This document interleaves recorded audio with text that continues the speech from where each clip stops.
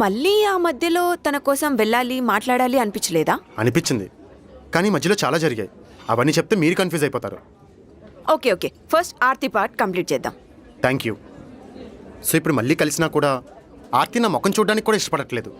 మీకు విషయం తెలుసా, మనం ప్రేమని చెప్పకుండా దాచుకోగలమేమో, కానీ గిల్టీ ఫీలింగ్ దాచుకోవడం చాలా కష్టమండి.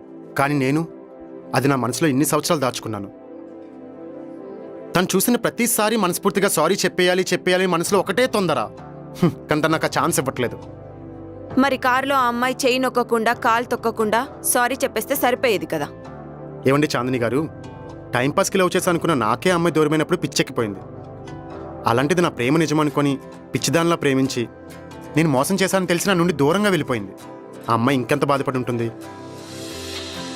అలాంటి అమ్మాయిని కారులో వెళ్తున్నప్పుడు దారిలో బజ్జీలు తింటున్నప్పుడు సారీ చెప్పేసి చేతులు దులిపేసుకోమంటారా?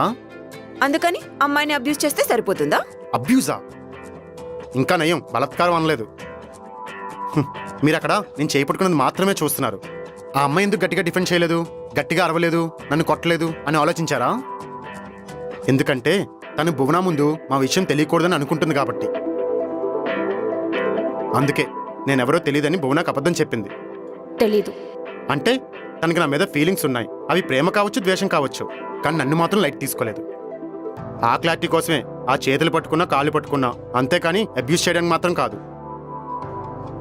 నువ్వు ఇంటెలిజెంట్ అనుకున్నాను, కానీ మరీ ఇంత సీన్ ఉంది అనుకోలేదు.